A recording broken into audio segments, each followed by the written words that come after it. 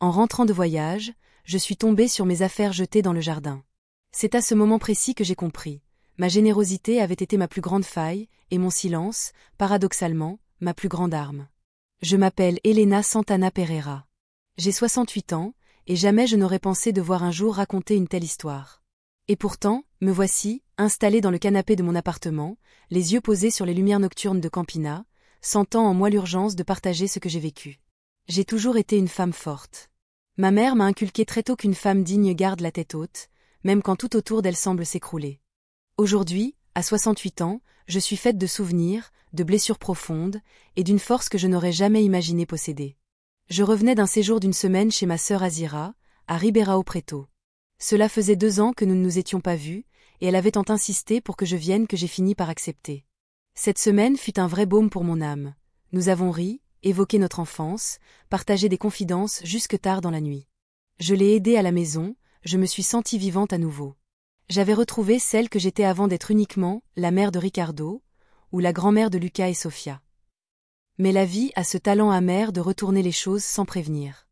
Je suis rentrée un mardi après-midi, le cœur encore réchauffé par nos discussions, et ma valise parfumée des souvenirs d'Azira. Après être descendue du bus, j'ai parcouru à pied les quelques rues qui me ramenaient à la maison. Cette maison où j'ai vu grandir mon fils Ricardo, où mes petits-enfants Lucas et Sofia avaient joué, et où j'avais bâti tant de moments précieux. C'est là que je les ai vus, mes affaires, éparpillées un peu partout sur la pelouse. Des vêtements, des cadres, des bouquins, de petits meubles. Tout semblait avoir été jeté là sans la moindre considération. Mon cœur s'est emballé. L'espace d'un instant, j'ai pensé à un cambriolage, peut-être même à un acte de vandalisme. Mais alors mes yeux se sont posés sur ce papier accroché à la porte. Une note, écrite d'une main que je connaissais par cœur. Celle de Ricardo, celle que je lui avais appris à former quand il était petit. Dear soul, maman. Les parents de Camila viennent vivre ici. Il n'y a plus de place pour toi. Mes jambes ont vacillé. J'ai dû me retenir au portail pour ne pas m'effondrer. 42 ans. J'avais dédié 42 années de ma vie à ce fils devenu adulte. Je l'avais soutenu sans relâche. Il avait épousé Camila, m'avait donné 2 petits-enfants merveilleux. Et moi, j'avais toujours été présente, comme une ombre bienveillante, prête à aider, à écouter, à aimer. Et voilà comment on me remerciait, par un mot froid, me rejetant de la maison que j'appelais encore la mienne. La colère, la peine, un sentiment de trahison profond m'ont envahi. Mais ce qui m'a le plus saisi, ce fut le silence. Je n'ai pas versé une larme. Je n'ai pas frappé à la porte. Je n'ai pas crié. Je suis restée debout, immobile, le regard figé sur cette note, sentant en moi quelque chose se briser, ou peut-être se révéler. C'était comme si une Elena que je ne connaissais pas était en train de naître à cet instant. J'ai pris mon portable et j'ai appelé Donna Marcia, ma voisine et amie depuis plus de 15 ans. Elle est arrivée en moins de 10 minutes avec cet air inquiet que seuls les vrais amis peuvent avoir. Voyant la scène, ses mots ont été directs. « Elena, c'est humiliant. Tu ne mérites pas ça. » Mais je n'en étais plus à me demander si je le méritais ou non. J'étais à la recherche de la solution. Donna Marcia m'a aidé à rassembler mes affaires, toutes. Chaque vêtement, chaque livre, chaque photo qui racontait les histoires de toute une vie. Nous avons tout mis dans sa voiture, et j'ai dit, je vais à mon appartement. Elle m'a regardée avec surprise. Peu de gens savaient que j'avais acheté un appartement en centre-ville 3 ans plus tôt pour investir dans l'avenir. Il était petit, mais il était à moi, entièrement à moi. Et à cet instant, il est devenu mon refuge. Nous sommes arrivés à l'appartement au coucher du soleil. Il était simple mais accueillant, 2 chambres, un salon et une cuisine où je pouvais préparer mes repas en toute tranquillité. Il y avait un petit balcon surplombant toute la ville, et là, en rangeant mes affaires en silence, j'ai ressenti quelque chose que je n'avais pas ressenti depuis longtemps, la paix. Donna Marcia est restée avec moi jusqu'à tard, m'aidant à tout organiser. Pendant que nous faisions nos cartons, elle m'a dit avoir vu les beaux-parents de Camila arriver avec leur déménagement 2 jours après mon départ. Ils avaient planifié tout ça pendant ton absence, Elena. Ils attendaient ton départ pour commettre ce méfait. Cette information m'a fait l'effet d'un coup de poing dans le ventre. Ce n'était pas une impulsion, un besoin urgent. C'était une décision calculée, froidement planifiée. Ils ont attendu que je quitte la maison 1 semaine seulement pour mettre leur plan à exécution. Et pire encore, ils n'ont même pas eu le courage de me prévenir avant le voyage, ni d'être là à mon retour pour m'expliquer. Cette nuit-là, allongée dans mon lit, les yeux rivés au plafond et les bruits de la ville, une certitude m'a envahi. Je n'allais pas supplier, je n'allais pas pleurer, je n'allais pas m'humilier en demandant des explications. j'allais faire quelque chose d'inattendu, quelque chose qui changerait tout. J'ai attrapé mon téléphone et j'ai commencé à faire des recherches. Agents immobiliers, avocats, valeurs vénales. La maison où vivait Ricardo, d'où il avait chassé sa propre mère, était à mon nom. Elle l'avait toujours été. Et s'il pensait pouvoir me traiter comme une nuisance, il allait découvrir qu'il sous-estimait complètement la femme que j'étais devenue. À 3 heures du matin, j'avais pris la décision la plus courageuse de ma vie. Je n'allais pas accepter cette humiliation. J'allais la transformer en premier pas vers une nouvelle vie, une vie où je ferais enfin passer mon bien-être avant tout. Le silence de cette nuit-là fut le plus puissant de ma vie. C'était le silence d'une femme qui avait trouvé sa force après des décennies d'invisibilité. Et personne, absolument personne, n'était préparé à ce qui allait suivre. Vous devez vous demander comment j'en suis arrivée là. Comment une femme de 68 ans a-t-elle pu se retrouver chassée de chez elle? En vérité, cette histoire a commencé bien avant ce cruel message. Elle a commencé le jour où je suis devenue veuve, il y a 23 ans. Lorsqu'Antonio est décédé d'une crise cardiaque à 47 ans, Ricardo n'avait que 19 ans lorsqu'il a perdu son père. Il était en 2e année de commerce, et je savais que je devais être forte pour eux deux.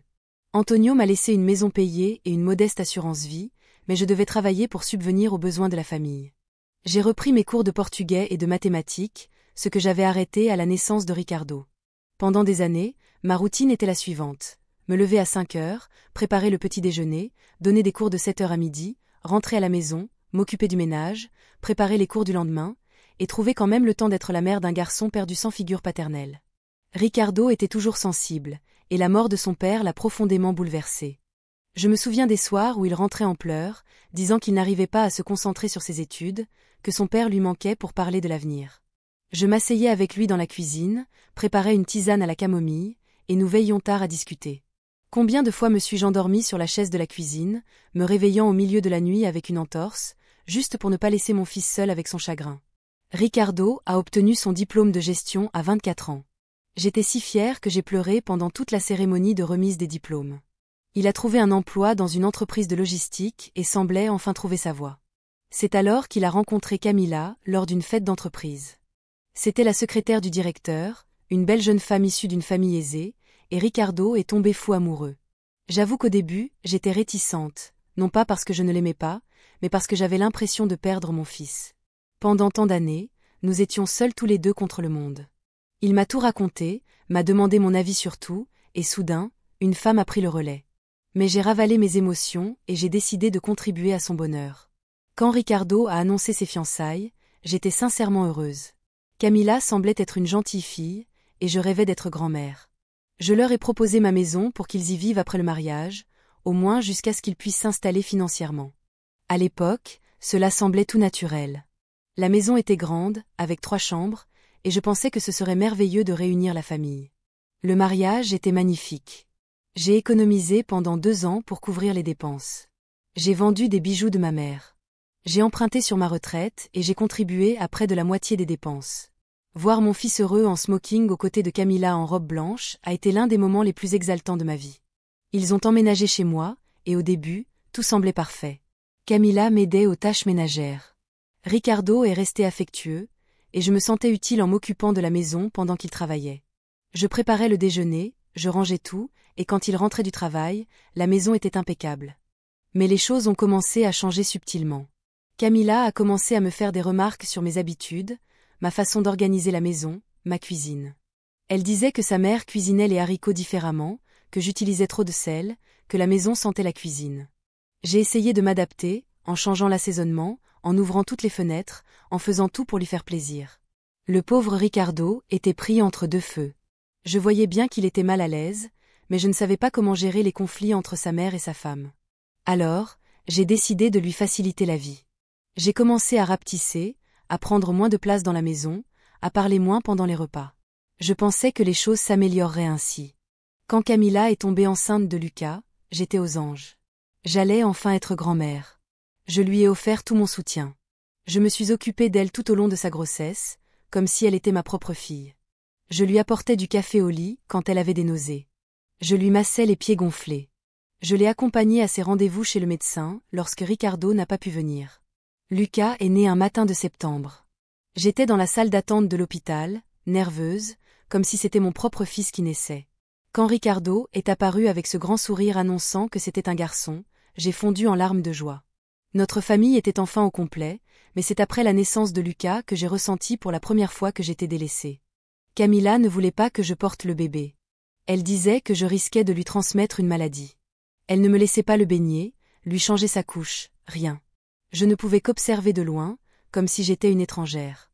Quand je lui ai proposé de retourner travailler et que je m'occuperais de Lucas, la réponse a été un non catégorique.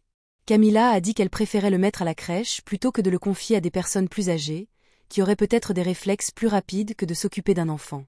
Chaque mot était un coup de poignard dans mon cœur. Malgré tout, j'ai continué à essayer d'aider. Je faisais les courses, je m'occupais de la maison, je lavais et repassais les vêtements du bébé. Tout cela pour me sentir utile, pour justifier ma présence chez moi, car c'était bien de cela qu'il s'agissait. Je commençais à me sentir comme une intruse dans la maison où j'avais élevé mon fils. La situation s'est aggravée à la naissance de Sophia, 2 ans plus tard. Camilla est devenue encore plus possessive envers les enfants. Je ne pouvais jouer avec eux que lorsqu'elle le permettait, et elle finissait toujours par jouer avec moi.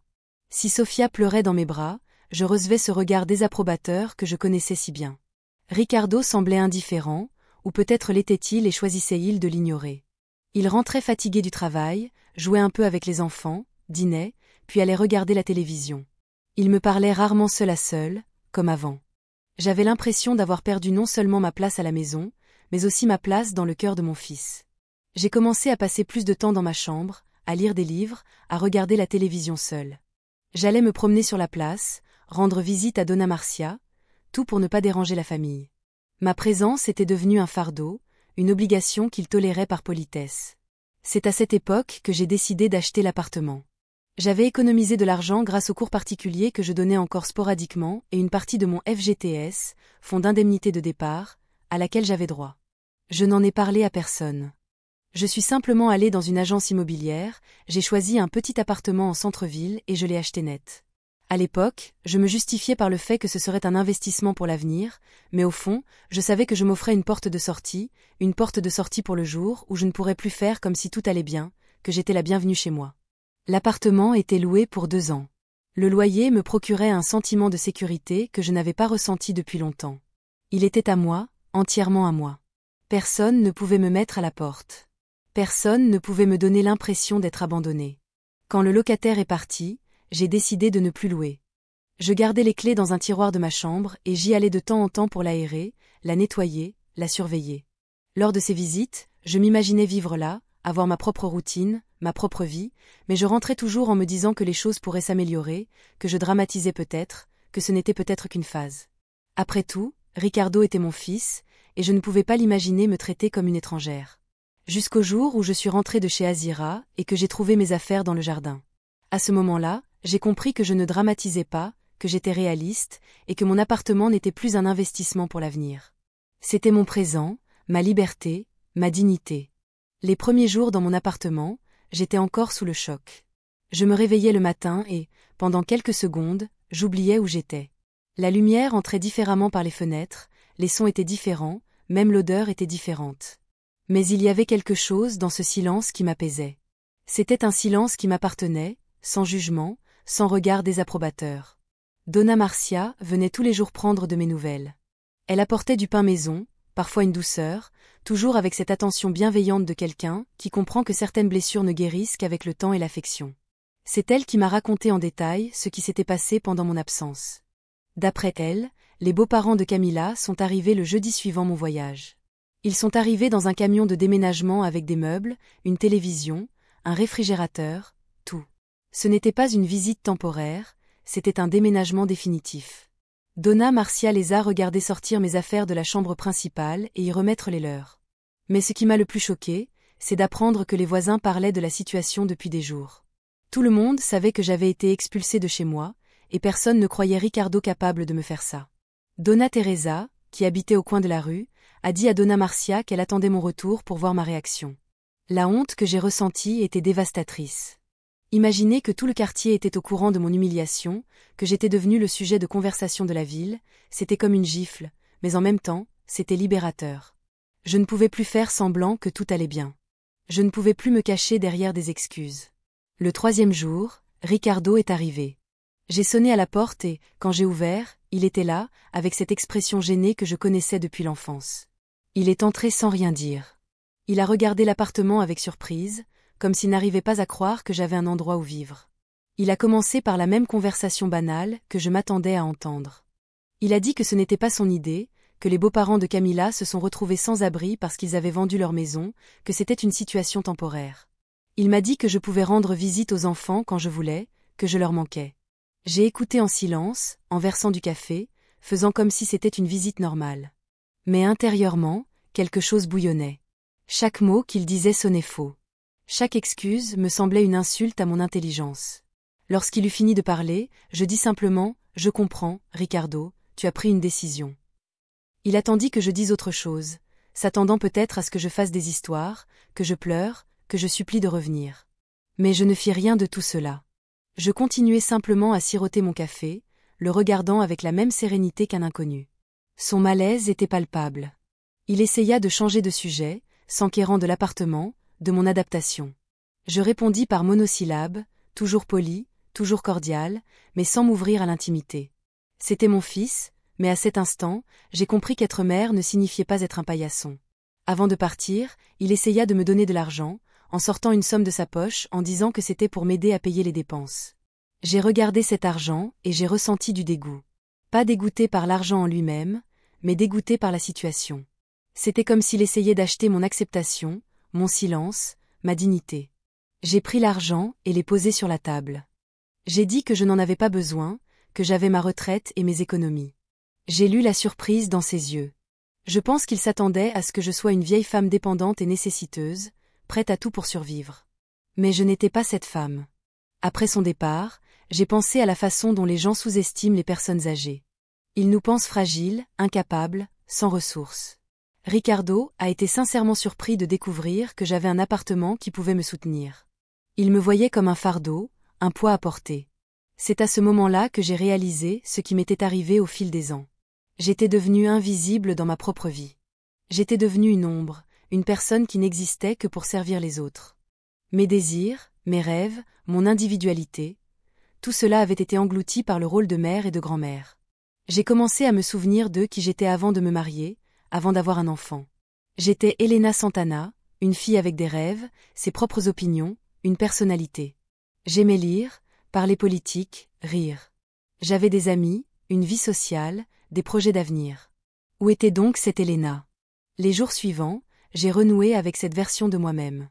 J'ai acheté des livres que je voulais lire, je me suis abonnée à des magazines et j'ai organisé l'appartement à ma façon. Chaque décision que je prenais seule, aussi petite soit-elle, me procurait un sentiment de liberté dont j'avais oublié l'existence. Camilla est arrivée une semaine plus tard. Elle est arrivée avec les enfants, Lucas et Sofia, dans une tentative évidente de me toucher. Les enfants ont couru vers moi, m'ont serré dans leurs bras et m'ont dit que je leur manquais. Mon cœur s'est serré. Mais j'ai gardé mon calme. Camilla a entamé cette conversation mielleuse, disant que je manquais à la routine des enfants, qu'ils demandaient de mes nouvelles tous les jours. Elle a dit que la situation était vraiment temporaire, que dès que ses parents se reprendraient, je pourrais rentrer à la maison, mais que je ne croyais plus aux promesses. J'ai regardé Camilla et j'ai vu une femme qui avait orchestré mon expulsion avec une froideur calculée. Elle n'était pas venue me voir par désir ou par remords. Elle était venue parce qu'elle avait besoin de mon aide, car s'occuper des enfants et de la maison sans moi s'avérait plus difficile qu'elle ne l'avait imaginé. Je lui ai demandé directement « Camilla, veux-tu que je revienne m'occuper des enfants pendant que tu travailles ?» Elle a bégayé, essayant de le cacher, mais j'ai insisté. « C'est ça, n'est-ce pas? Tu veux une nounou gratuite, une femme de ménage qui ne te paie pas ?» Le masque est tombé. Camilla a rougi, a balbutié quelques excuses et est partie rapidement avec les enfants.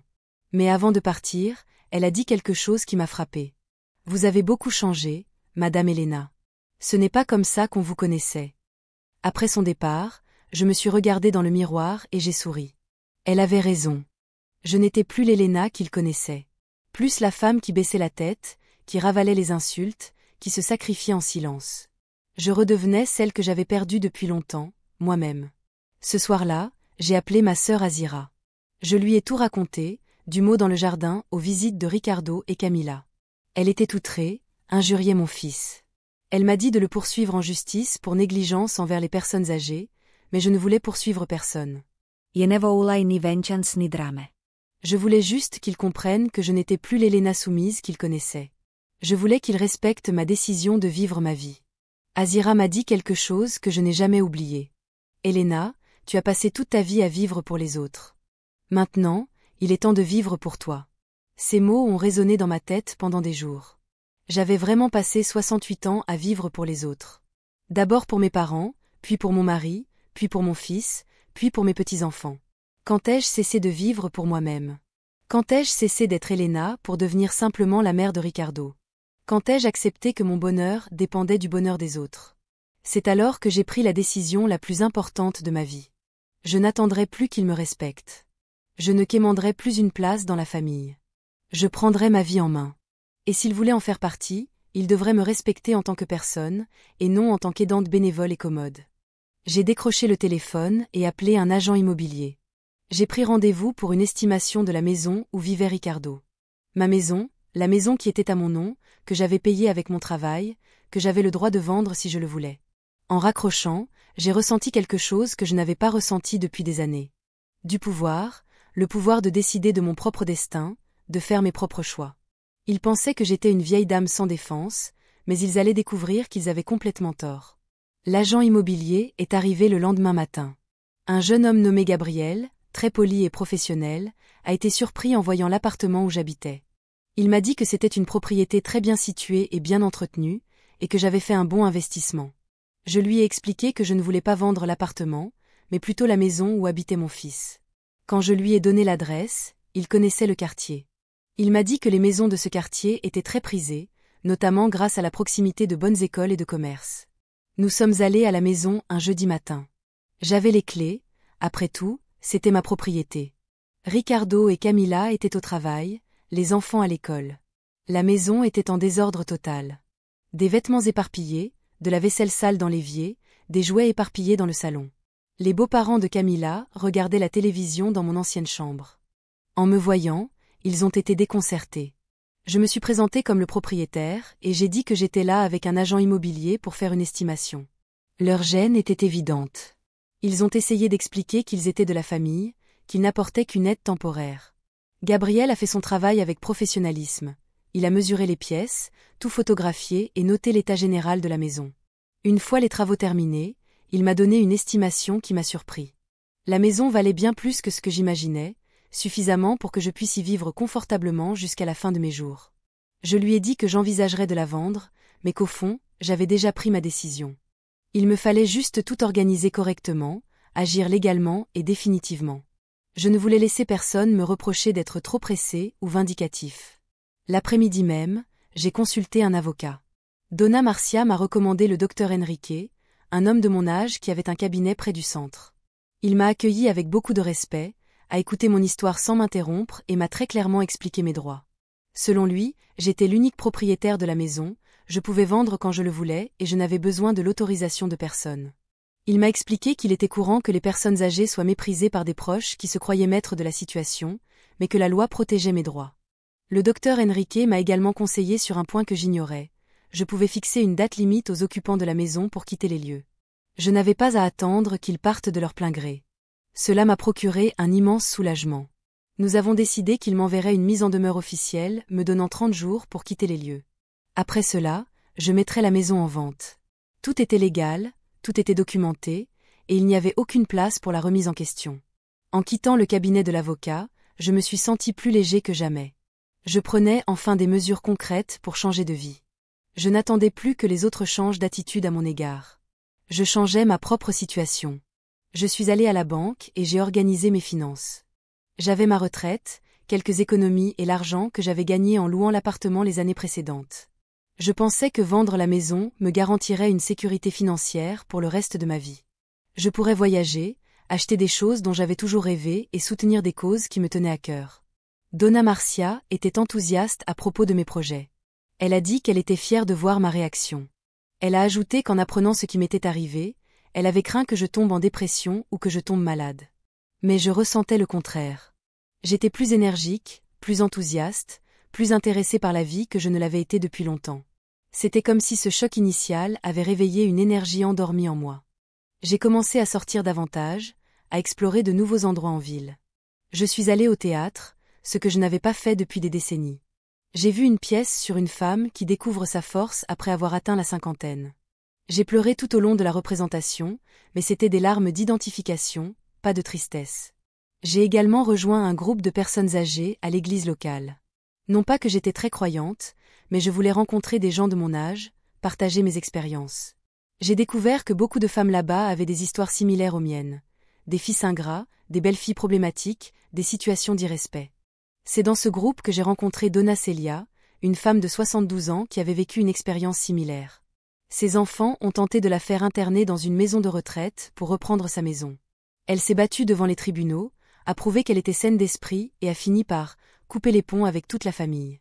Donna Celia m'a confié quelque chose qui m'a profondément marqué.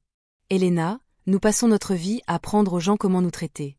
Si vous acceptez le manque de respect, ils vous manqueront de respect. Si vous exigez le respect, ils apprennent à vous respecter. 15 jours après avoir contacté l'avocat, la notification a été remise. Le docteur Enrique m'a appelé pour confirmer que Ricardo avait bien reçu le document. Il m'a dit que mon fils semblait très nerveux et m'a demandé à plusieurs reprises si j'étais vraiment déterminée à vendre la maison. Ricardo s'est présenté à mon appartement le jour même. Cette fois, il n'était pas seul. Il était accompagné de Camilla, et j'ai compris que c'était une stratégie. Ils pensaient pouvoir me convaincre d'abandonner la vente. Ils ont recommencé à me répéter « J'étais trop pressée, on ne s'abandonne pas, on pourrait tout régler en discutant ». Camilla a même pleuré, affirmant qu'elle n'avait jamais voulu me faire de mal, que tout cela n'était qu'un malentendu. J'ai écouté patiemment, servi du café et me suis comportée en hôtesse polie. Lorsqu'ils ont fini de parler, j'ai simplement dit « Je comprends votre position, mais ma décision est prise. Vous avez 30 jours pour trouver un autre logement. » Le changement de ton a été immédiat. Ricardo a commencé à parler fort, disant que j'étais injuste, qu'il était mon fils, qu'il ne pouvait pas me faire ça. Camilla a dit qu'ils n'avaient pas les moyens d'acheter une maison, que j'étais cruelle envers leurs propres petits-enfants, mais je n'ai pas été déconcertée. J'ai répondu qu'ils avaient des années pour gérer la situation différemment, que la décision de m'expulser de la maison était la leur, pas la mienne, que j'exerçais simplement mon droit de propriétaire. Voyant que je n'allais pas bouger, ils ont essayé une autre tactique. Ils ont proposé de payer un loyer pour continuer à vivre dans la maison. Ils m'ont demandé combien je voulais gagner par mois, mais j'ai répondu que je ne voulais pas louer, que je voulais vendre. En réalité, ce n'était pas une question d'argent, c'était une question de dignité. Je ne pouvais plus vivre en paix, sachant qu'ils étaient chez moi après m'avoir traité ainsi. Chaque centime de loyer que je recevrais d'eux me rappellerait l'humiliation que j'avais subie. Ils ont quitté l'appartement furieux. Camilla a dit que je le regretterais, que cela détruisait la famille. Ricardo a dit qu'il n'aurait jamais imaginé que je sois capable d'une telle vengeance, mais que je ne voyais pas cela comme de la vengeance, mais comme de la justice. Les jours suivants, j'ai reçu des appels d'autres membres de ma famille, de tantes, de cousins, de personnes qui ne m'avaient pas parlé depuis des années. Soudain, ils sont apparus pour me donner leur avis sur ma décision. Tous disaient que j'avais tort, que je devais pardonner, que la famille était sacrée. Mais aucun d'eux ne m'avait contacté lorsque j'étais humiliée. Aucun d'eux ne s'intéressait à mon bien-être après avoir été expulsé de chez moi. Ils ne sont venus que lorsqu'ils ont appris que j'avais une maison à vendre. Le docteur Enrique m'a expliqué que c'était normal. Lorsque les personnes âgées se défendent, leurs proches interviennent toujours pour tenter de les convaincre d'abandonner. Généralement par intérêt pour l'héritage ou parce qu'ils pensent que les personnes âgées ne devraient pas être autonomes. Une semaine avant la date limite de libération, Ricardo m'a recontacté. Cette fois, seul et avec une attitude différente. Il semblait plus humble, plus disposé à parler. Il m'a dit avoir bien réfléchi et compris ma situation. Il a posé certaines conditions. Camilla quitterait la maison. Je pourrais y retourner, et il veillerait à me traiter avec le respect que je méritais. J'ai dit que les enfants souffraient, qu'ils ne comprenaient pas pourquoi leur grand-mère avait disparu de leur vie.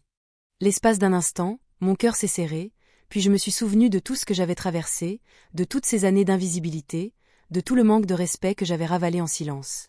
J'ai dit à Ricardo que j'appréciais l'offre, mais que ma décision était définitive. Il m'a demandé si les enfants ne me manquaient pas, si cela ne me dérangeait pas de les perdre. J'ai répondu qu'ils me manquaient terriblement, mais que l'amour ne se construit pas par le chantage affectif, que s'ils voulaient que je fasse partie de la vie de mes petits-enfants, ils devraient d'abord apprendre à me respecter. À la date limite, ils ont déménagé. Le docteur Enrique m'a appelé pour me confirmer que la maison était libre. Le lendemain, nous avons installé un panneau « à vendre » devant la maison. En moins de 2 semaines, un acheteur s'est présenté et a payé le prix demandé en espèces. Lorsque j'ai signé l'acte de vente, j'ai ressenti un mélange d'émotions, du soulagement et de la libération. Ce n'était pas seulement une maison que je vendais, c'était un chapitre de ma vie qui se terminait à jamais. 6 mois se sont écoulés depuis que j'ai vendu la maison. 6 mois d'une vie que j'ignorais possible à 68 ans. Aujourd'hui, en racontant cette histoire, je regarde autour de moi dans mon appartement et je vois une femme que je n'aurais pas reconnue il y a un an. Avec l'argent de la vente, j'ai remboursé toutes mes petites dettes, investi une partie dans des placements sûrs et mis de côté un peu d'argent pour réaliser des rêves que je gardais cachés au fond de moi. Mon premier rêve était de voir la mer. Cela paraît idiot, mais je n'avais jamais vu l'océan de près. Je suis allée à Santos et j'ai passé une semaine dans une jolie auberge près de la plage. Chaque jour, je marchais sur le sable, m'asseyais sur une chaise longue louée pour 2 heures et regardais les vagues. Personne ne me connaissait là-bas. Personne ne me voyait comme une mère ou une grand-mère.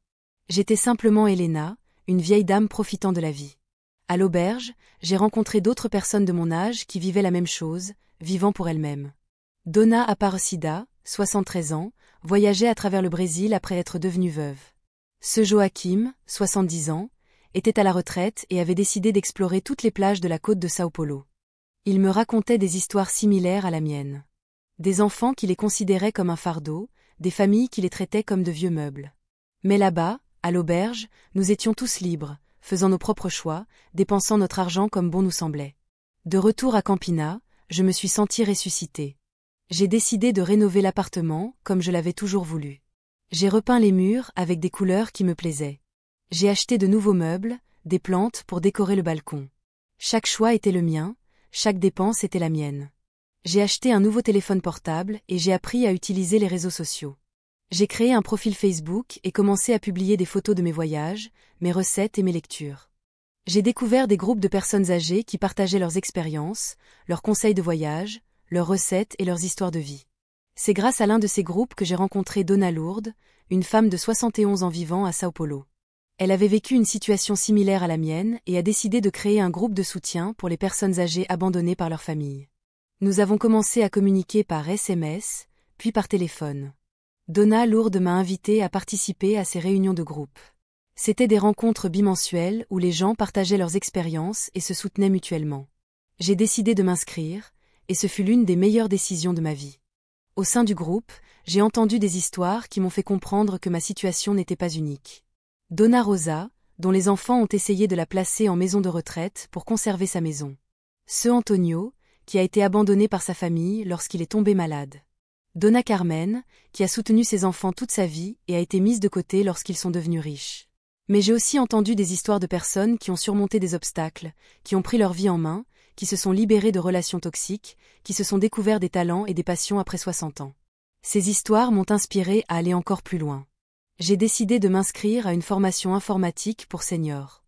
J'avais toujours été curieuse de l'informatique, mais je n'avais jamais eu le temps d'apprendre. À 68 ans, j'ai recommencé à zéro. J'ai appris à utiliser Word et Excel, et à naviguer sur Internet en toute sécurité. L'enseignante, une jeune femme nommée Fernanda, a été impressionnée par mon dévouement. Elle m'a dit que j'apprenais plus vite que beaucoup d'élèves plus jeunes. J'en étais extrêmement fière. Moi qui, pendant des années, me croyais inutile, j'ai découvert que j'étais encore capable d'apprendre de nouvelles choses. C'est aussi à cette époque que j'ai commencé à faire du bénévolat. Je me suis inscrite dans une ONG qui aidait les seniors vulnérables. Ironiquement, moi qui étais considérée comme un fardeau par ma famille, j'étais désormais utile à ceux qui avaient besoin d'aide. Le bénévolat m'a fait découvrir une réalité que je ne connaissais pas auparavant. Des personnes âgées sans famille, vivant dans des conditions précaires, dépendant de la charité des autres pour survivre. Moi qui me sentais abandonnée, j'ai réalisé que j'avais encore beaucoup de raisons d'être reconnaissante. 8 mois après la vente de la maison, Ricardo est revenu me voir. Cette fois, il est venu à l'appartement un samedi après-midi, seul, et avec une attitude complètement différente. Il semblait plus maigre, plus fatigué, plus âgé. Il m'a confié qu'il rencontrait des difficultés financières. Le loyer de la maison où il vivait était très élevé. Camila avait perdu son emploi et il peinait à payer les factures. Il m'a dit qu'il comprenait enfin la valeur que j'avais dans leur vie, non seulement en tant qu'aidante, mais aussi en tant que personne. Il a reconnu avoir été injuste envers moi, qu'il aurait dû me parler avant de prendre la décision de me mettre à la porte. Il s'est excusé sincèrement, sans chercher à justifier son geste. Il a ajouté que les enfants demandaient de mes nouvelles tous les jours et qu'il ne savait plus quoi dire. Je l'ai écouté patiemment, mais sans manifester la moindre émotion. Lorsqu'il eut fini de parler, je lui servis du café et lui dis que j'appréciais ses excuses, mais que cela ne changeait rien à ce qui s'était passé. Il avait pris une décision quand il pensait que je n'avais pas le choix, et j'avais pris la mienne quand j'avais découvert que si. Ricardo me demanda s'il ne me manquait pas, si je ne voulais pas retrouver ma famille. Je lui répondis que le fils aimant qu'il avait été me manquait, mais que ce fils avait disparu bien avant l'expulsion, que j'avais passé des années invisibles chez moi et que j'apprenais maintenant à vivre sans être invisible. Il essaya de me faire croire que les gens pouvaient changer, qu'il avait retenu la leçon, mais je lui répondis que c'était peut-être le cas, mais que j'avais appris aussi. J'avais appris à m'estimer, à ne pas accepter des miettes d'affection, à ne pas troquer ma dignité contre l'illusion d'appartenir à une famille. Avant de partir, Ricardo me tendit une enveloppe. À l'intérieur se trouvaient des dessins que Lucas et Sofia avaient faits pour moi, des dessins de leur grand-mère, dont ils se souvenaient avec des mots affectueux, écrits d'une écriture enfantine. Mon cœur se serra, mais je ne changeai pas d'avis. J'ai dit à Ricardo qu'il pouvait amener les enfants quand il le voulait, que la porte de mon appartement était toujours ouverte à mes petits-enfants, mais que notre relation serait différente désormais, que je ne redeviendrais pas la grand-mère qui baissait la tête et acceptait tout pour rester en contact avec eux. Quelques semaines plus tard, Ricardo m'a rendu visite avec Lucas et Sofia. Ce fut une rencontre émouvante, mais aussi différente. Je n'ai pas cédé à toutes leurs demandes, je n'ai pas cherché à rattraper le temps perdu en les comblant de cadeaux et de friandises. Je les ai traités avec affection, mais aussi avec des limites. Les enfants ont trouvé cela étrange au début. Ils étaient habitués à leur grand-mère, qui faisait tout ce qu'ils voulaient, qui disait toujours oui. Mais après quelques visites, ils ont commencé à s'adapter à la nouvelle Elena, et plus surprenant encore, à me respecter davantage. Lucas, qui a maintenant 12 ans, m'a dit lors d'une de ses visites que j'étais différente, mais gentille. Quand je lui ai demandé ce qu'il voulait dire, il a répondu « Maintenant, dis ce que tu penses, grand-mère. Avant, tu étais d'accord avec tout. » Cette phrase m'a profondément marquée. Camila n'est plus jamais revenue à mon appartement. D'après Ricardo, elle avait du mal à accepter cette nouvelle dynamique. Elle ne comprenait pas comment j'avais pu autant changer en si peu de temps, mais en réalité, je n'avais pas changé. J'étais simplement redevenue celle que j'avais toujours été. Le jour de mon premier anniversaire, après avoir vendu la maison, j'ai organisé une fête chez moi. J'ai invité Donna Marcia, mes amis du groupe de personnes âgées, mes collègues bénévoles et des personnes rencontrées lors des cours. Ma maison était remplie de gens qui m'appréciaient sincèrement. Ricardo a amené les enfants à la fête. Ils ont été surpris de voir autant de personnes différentes faire la fête avec moi. Lucas m'a demandé qui étaient toutes ces personnes, et j'ai répondu « Ce sont mes amis, ma nouvelle famille ». Il a semblé pensif, puis a dit « Tu as beaucoup d'amis, grand-mère ». Pendant la fête, j'ai regardé autour de moi et j'ai vu quelque chose que je n'avais pas vu depuis des décennies. J'étais entourée de gens qui me voyaient comme Elena, et non comme la mère ou la grand-mère de quelqu'un. Des gens qui appréciaient ma compagnie, qui se souciaient de mon opinion, qui me respectaient en tant qu'individu. Donna Lourdes, venue de Sao Paulo spécialement pour ma fête, a porté un toast. Elle a dit que j'étais un exemple de ce qu'il n'est jamais trop tard pour recommencer, pour découvrir sa propre force, pour choisir son propre bonheur. Ces mots m'ont profondément touchée. Aujourd'hui, 2 ans après ce cruel mot dans le jardin, je peux dire que je suis une femme accomplie. Non pas parce que j'ai réussi à me venger de la famille qui m'a maltraitée, mais parce que j'ai réussi à me libérer d'une situation qui m'a diminuée. Je voyage quand je veux, j'achète ce qui me rend heureuse, j'aide ceux qui sont dans le besoin, je cultive de vraies amitiés. J'ai une routine qui me comble, des projets qui me motivent, des rêves que je veux encore réaliser. À 68 ans, j'ai découvert que la vie peut être bien plus riche et intéressante que je ne l'imaginais.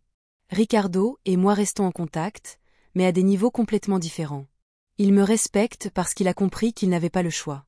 Je ne suis plus la mère désespérée qui cherche des miettes d'affection. Je suis une femme indépendante qui choisit quand et comment interagir avec lui. Mes enfants me rendent visite régulièrement et je construis une relation saine avec eux. Je ne suis plus la grand-mère qui essaie d'acheter l'amour par des sacrifices. Je suis la grand-mère qui enseigne par l'exemple que chacun, quel que soit son âge, mérite d'être traité avec dignité. Parfois, je me demande si j'ai été trop dure, si j'aurais dû donner plus de chance, si j'aurais dû pardonner plus facilement. Mais je me souviens alors de ce que je ressentais dans cette maison, invisible, diminuée, traitée comme une nuisance. Et je suis sûre d'avoir fait les bons choix. L'argent de la vente de la maison m'a apporté une sécurité financière, mais ce n'est pas ce qui m'a rendue heureuse. Ce qui m'a rendue heureuse, c'est de découvrir que je pouvais encore faire des choix, que je pouvais encore dire non, que je pouvais encore exiger le respect. Aujourd'hui, lorsque je raconte mon histoire aux autres, en particulier aux femmes qui vivent des situations similaires, je dis toujours la même chose. il n'est jamais trop tard pour retrouver sa dignité. Il n'est jamais trop tard pour exiger le respect. Il n'est jamais trop tard pour choisir son propre bonheur. Mon silence ce jour-là, lorsque j'ai retrouvé mes affaires dans le jardin, fut le silence. Le moment le plus fort de ma vie. C'était le silence d'une femme qui avait enfin trouvé sa force. Et cette force, une fois découverte, ne m'a jamais quittée. Aujourd'hui, avec le recul, je réalise que ce message cruel n'était pas la fin de mon histoire. C'était le début d'une nouvelle vie, une vie que j'ai choisi de vivre selon mes propres conditions.